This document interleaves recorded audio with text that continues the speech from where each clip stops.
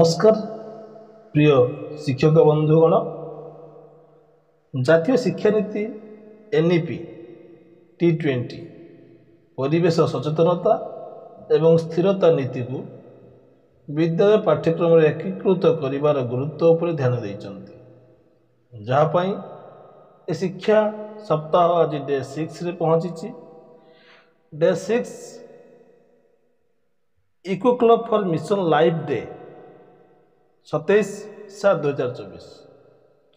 बंधुगण आसतु क्यों क्यों कार्य सब हेब यही दिवस आम खूब निखुण भाव आलोचना करवा एवं इको क्लब सारमर्म को संपूर्ण भाव बुझा। अति गुरुत्वपूर्ण खबर, तेणु चैनल के सब्सक्राइब कर लिया। बंधुगण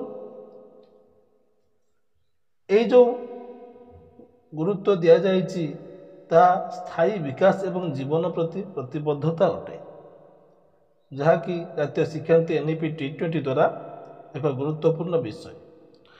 नंबर 2 रे देखंतु, प्राचीन भारत में साहित्य प्रकृति एवं मानविकता मध्य अंतरंग संयोग को गुरुत्व दि जाए।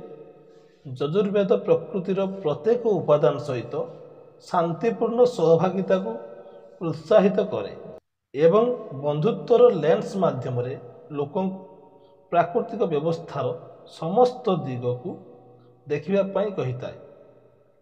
थिरुकुल्लार घोषणा अनुଯାयी चमकुथिबा जल, खोला स्थान, पहाड़ एवं जंगल एक दुर्ग सृष्टि करे।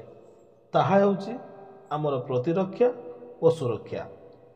जेतेबेले सुभाषिता आमको मने पकांती जे वृक्ष माने भल लोक परि अटंती, जेतेबेले सेमाने जलंता सूर्य रे ठिया होई आमको छाई प्रदान करती।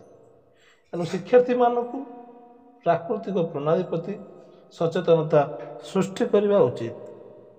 नंबर 3 पॉइंट अनुଯାयी एनईपी T20 को चिट्ठी एवं उत्तम मनोभाव सहित कार्य करने समस्त पर्यायर छात्र मानकु अर्थपूर्ण एवं बयस उपयुक्त परिवेश अनुकूल कार्यकलाप नियोजित करने जरूरी अटे। पॉइंट 4 अनुଯାयी परिवेश सुरक्षा बा संरक्षण पाई व्यवहार, जहाँ मिशन लाइफ पाई इको क्लब प्रचार करने को लक्ष्य रखी। तेबे शिक्षा सप्ताह होची एक देशव्यापी कार्यक्रम, जहाँकि भारत में विभिन्न विद्यालय शिक्षा एवं विकास विभिन्न दिग उपर ध्यान दे था। अर्थात 27/7/2024 दिन को इको क्लब भाव में उत्सर्गीकृत करा जायछि। 5 नंबर पॉइंट, प्रतिवर्ष 28 जुलाई रे पालित करा जाउथिबा प्रकृति संरक्षण दिवस प्राकृतिक संपद एवं परिवेश संरक्षण तथा संरक्षण गुरुत्व विषय सचेतनता सृष्टि पर यह एक दिन। 6 नंबर पॉइंट को बुझा, मिशन लाइफ पाई इको क्लब पालन करिवार उद्देश्य कौन रही। जलवायु परिवर्तन, प्रदूषण एवं संपद ह्रास भली जटिल परिवेश समस्या विषय सचेतनता सृष्टि करा जाए। छात्र मानकु इको फ्रेंडली आचरण ग्रहण एवं सेमानक दैनंदिन कार्यर स्थायी अभ्यास गुड़ी को अंतर्भुक्त करने को उत्सर्गीकृत बा उत्साहित करंतु। परिवेश संरक्षण पाई व्यक्तिगत दायित्वबोधर भावना बढ़ातु। ये 3टी पॉइंट को बुझंतु। 7 नंबर देखो टार्गेट कौन रही।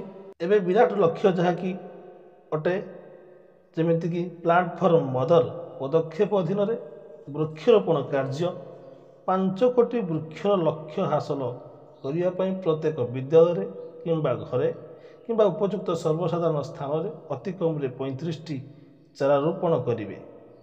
2 नंबर पॉइंट, विद्यालय मिशन लाइफ सर्वाधिक 1 लाख नूतन इको क्लब प्रतिष्ठा करवा। तेबे 8 नंबर पॉइंट को भली बुझा, विद्यालय प्लांट फॉर मदर अभियान परिचालना कौन रही। वृक्षरोपण कार्य को संगठित करंतु। 1 नंबर पॉइंट, निर्दिष्ट दिन में वृक्षरोपण कार्य परिचालना करने को विद्यालय गुड़ी को यथा 27/7/2024 जंगल सृष्टि उपर विशेष ध्यान दे विद्यालय किंबा घर परिसर में वृक्षरोपण को ध्यान देवा। पॉइंट 2, छात्र एवं माता अंशग्रहण ଛାତ୍ର ଏବଂ ସେମାନଙ୍କ ମା'ମାନଙ୍କ ଦ୍ୱାରା ମିଳିତ ଭାବରେ ଚାରାରୋପଣ କରାଯିବ। ଆଖପାଖ ପରିବେଶ ପ୍ରତି ଧ୍ୟାନ ଦିଆଯିବ। ପରବର୍ତ୍ତୀ ପଏଣ୍ଟ ଫ୍ଲାସ୍କାର୍ଡ଼ ପ୍ରଦର୍ଶନ କାର୍ଯ୍ୟ। ପ୍ରତ୍ୟେକ ଚାରାରୋପଣ କରାଯାଇ ଫ୍ଲାସ୍କାର୍ଡ଼ ସହିତ ଛାତ୍ର ଏବଂ ସେମାନଙ୍କ ମାତାଙ୍କ ନାମ ପ୍ରଦର୍ଶିତ ହେବ। ପରବର୍ତ୍ତୀ ପଏଣ୍ଟ ଉଦ୍ଭିଦ ପ୍ରତି ପୋଷଣ ପାଇଁ ମାଲିକାନା। ଛାତ୍ରମାନେ ନିଜ ନିଜ ଚାରାରୋପଣର ଯତ୍ନ ପାଇଁ ଇକୋ କ୍ଲବର ସଭାପତି ସଦସ୍ୟ ମାନଙ୍କ ଦ୍ୱାରା ମାର୍ଗଦର୍ଶନ କରାଇବା ଉଚିତ। ପରବର୍ତ୍ତୀ ପଏଣ୍ଟ ଜିଓ ଟ୍ୟାଗ ପ୍ରତିଛବି ଅଂଶୀଦାର। ଗୁଗଲ ଟ୍ରାକରେ ଡୋସେଲ ସହିତ ବୃକ୍ଷରୋପଣ କାର୍ଯ୍ୟର ଜିଓ ଟ୍ୟାଗ ପ୍ରତିଛବି ଗୁଡ଼ିକ ଅଂଶୀଦାର କରିବେ ବିଦ୍ୟାଳୟ ଗୁଡ଼ିକ ଯାହା ଲିଙ୍କ ପାରା 10ରେ ଦିଆଯାଇଛି। ପରବର୍ତ୍ତୀ ପଏଣ୍ଟ ସୋସିଆଲ ମିଡ଼ିଆରେ ବ୍ୟାପକ ବିସ୍ତାର। ପ୍ଲାଣ୍ଟ ଫର ମଦର ହ୍ୟାଶଟ୍ୟାଗ ବ୍ୟବହାର କରି ସୋସିଆଲ ମିଡ଼ିଆ ପ୍ଲାଟଫର୍ମରେ ସେମାନଙ୍କର ଇଭେଣ୍ଟର ଚିତ୍ର ଏବଂ ବର୍ଣ୍ଣନା ଗୁଡ଼ିକୁ ଅଂଶୀଦାର କରିବେ। ନମ୍ବର ପଏଣ୍ଟଟି କ'ଣ ବୁଝିବା? ବିଦ୍ୟାଳୟରେ ମିଶନ ଲାଇଫ ନୂତନ ଇକୋ କ୍ଲବ ଖୋଲିବାକୁ ନିର୍ଦ୍ଦେଶ। ତେବେ ପଏଣ୍ଟ ଗୁଡ଼ିକୁ ଦେଖନ୍ତୁ। 1 number mission life eco club ପ୍ରତିଷ୍ଠା। ଛାତ୍ରମାନଙ୍କ ମଧ୍ୟରେ ପରିବେଶ ସଚେତନତା ସୃଷ୍ଟି କରିବା ପାଇଁ ମିଶନ ଲାଇଫ ଇକୋ କ୍ଲବ ପ୍ରତିଷ୍ଠା ପାଇଁ ବିଦ୍ୟାଳୟରେ ଧ୍ୟାନ ଦିଆଯିବ। ପଏଣ୍ଟ 2 ନେତୃତ୍ୱ। ମିଶନ ଲାଇଫ ଇକୋ କ୍ଲବର ମୁଖ୍ୟ ପୃଷ୍ଠପୋଷକ ହେବା ଏବଂ ଏହାର କାର୍ଯ୍ୟକଳାପ ଏବଂ ପ୍ରଗତିର ତଦାରଖ କରିବା ପାଇଁ ପ୍ରଧାନ ଶିକ୍ଷକ ଧ୍ୟାନ ଦେବେ। ଇନଚାର୍ଜ ପଦବୀ କ'ଣ? ମିଶନ ଲାଇଫ ପାଇଁ ଇକୋ କ୍ଲବ ଇନଚାର୍ଜ ଭାବରେ କାର୍ଯ୍ୟ କରିବାକୁ ଏକ ପୋଷ୍ଟ ଗ୍ରାଜୁଏଟ୍ ଶିକ୍ଷକ ବା ପିଜିଟି କିମ୍ବା ଟ୍ରେନିଂ ଗ୍ରାଜୁଏଟ୍ ଶିକ୍ଷକ ଟିଜିଟିଙ୍କୁ ନିଯୁକ୍ତ କରାଇବେ ପ୍ରଧାନ ଶିକ୍ଷକ। ମିଶନ ଲାଇଫ ଇକୋ କ୍ଲବର ଗଠନ। ପ୍ରତ୍ୟେକ ଶ୍ରେଣୀରୁ 4ରୁ 5 ଜଣ ଛାତ୍ରକୁ ଇକୋ କ୍ଲବର ଅଂଶୀଦାର କରାଯିବ।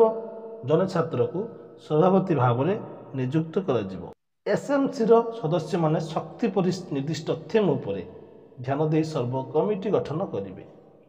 ସଂରକ୍ଷଣ ତଥା ଜଳ ସଂରକ୍ଷଣ ବର୍ଜ୍ୟବସ୍ତୁ ପରିଚାଳନା ଇତ୍ୟାଦି ଫୋକସ୍ କାର୍ଯ୍ୟ ପାଇଁ ପ୍ରତିଷ୍ଠିତ ହେବେ। ଏହାର ମିଟିଂ ବ୍ୟବସ୍ଥା କ'ଣ ରହିଛି? ଫ୍ରିକ୍ୱେନ୍ସି ଅନୁଯାୟୀ କ୍ରମାଗତ ଅଗ୍ରଗତି ନିଶ୍ଚିତ କରିବାକୁ ମାସର ଅତିକ୍ରମରେ ଥରେ କ୍ଲବ ସଭାପତି ମିଟିଂ ଅନୁଷ୍ଠିତ କରିବେ। ଏଜେଣ୍ଡା ଅନୁଯାୟୀ ଆଗାମୀ କାର୍ଯ୍ୟକଳାପର ଯୋଜନା ଏବଂ ଅତୀତର ପଦକ୍ଷେପ ଗୁଡ଼ିକର ସମୀକ୍ଷା ଉପରେ ଧ୍ୟାନ ଦେଇ ପୂର୍ବ ପରିଭାଷିତ ଏଜେଣ୍ଡା ଉପରେ ବିଚାର ବିମର୍ଶ ହେବ ପ୍ରତ୍ୟେକ ସଭାରେ। ରେକର୍ଡ କ'ଣ ରହିଛି? ଇକୋ କ୍ଲବ ଇନଚାର୍ଜ ସମସ୍ତ କାର୍ଯ୍ୟକଳାପ ଉପରେ ନଜର ରଖିବା ଏବଂ କ୍ଲବର ପ୍ରକଳ୍ପ ଇଭେଣ୍ଟ ଏବଂ ସଫଳତାର ବିସ୍ତୃତ ରେକର୍ଡ ବଜାୟ ରଖିବା ଉଚିତ।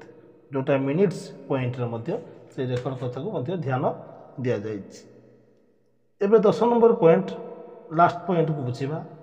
କାର୍ଯ୍ୟକଳାପର ମନିଟରିଂ ଏବଂ କ୍ୟାପଚର। ଏହି ଦିନ କରାଯିବାକୁ ଥିବା କାର୍ଯ୍ୟକଳାପର ଅଗ୍ରଗତି ଉପରେ ନଜର ରଖିବା ପାଇଁ ଏକ ଗୁଗଲ ଟ୍ରାକର ପ୍ରସ୍ତୁତ କରାଯାଇଛି।